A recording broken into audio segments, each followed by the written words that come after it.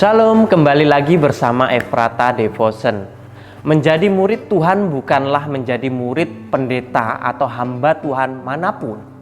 Perhatikan dalam Matius 28 ayat 18 sampai 20 tertulis, "Jadikanlah semua bangsa muridku, murid Tuhan Yesus." Ini berarti orang percaya harus mengalami pertumbuhan dalam iman sampai bisa bersekutu dengan Tuhan secara pribadi. Seorang pendeta hanya menjadi tutor sementara waktu, sebab pada akhirnya setiap individu harus memiliki ruang pertemuan secara khusus dengan Tuhan setiap hari dalam doa pribadi. Selanjutnya harus selalu memperhatikan bagaimana Tuhan Yesus secara pribadi memuridkan orang percaya dalam sepanjang waktu hidupnya. Bapak Ibu Saudara, orang percaya yang mengalami pemuritan dan bertumbuh dengan benar akan dapat memiliki pemikiran dan perasaan Kristus. Artinya apa? Seorang yang menghidupi keputusannya mengikut Kristus dalam kehidupan sehari-hari, ia adalah orang yang mengenal Kristus secara batinnya dan konkret untuk menghidupinya dengan penuh kasih dan ketaatan kepada Kristus, yaitu melakukan firman-Nya. Seseorang murid Yesus yang sejati akan selalu haus akan hadirat Tuhan. Mereka akan mencari kesempatan untuk mengalami Tuhan dan bersekutu dengannya. Contohnya Daud mengekspresikan kerinduannya kepada Tuhan. Mazmur 42 ayat 1.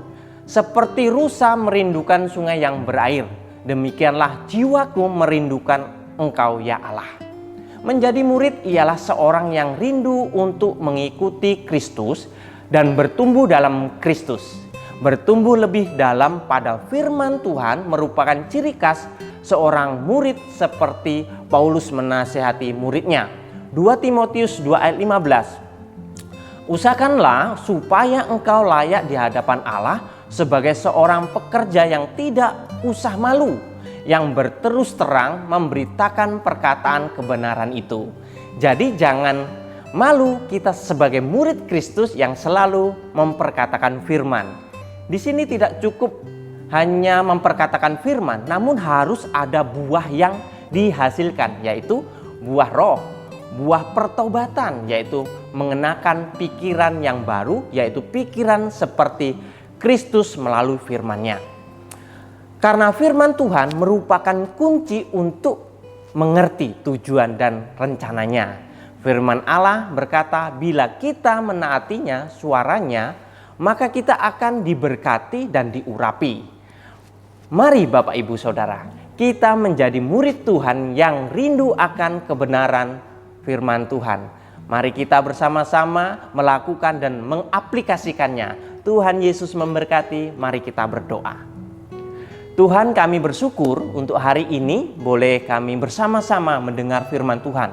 Biarlah kami bersama-sama anak-anak Tuhan menjadi murid yang sejati, yang melakukan firman Tuhan, mengaplikasikan firman Tuhan. Dan kami boleh bersama-sama rindu dan terus rindu dekat dengan Tuhan. Terima kasih Bapa, kami serahkan ke dalam tangan-Mu, biarlah roh Tuhan yang memimpin kami. Di dalam nama Tuhan Yesus kami telah berdoa dan mengucap syukur. Amin.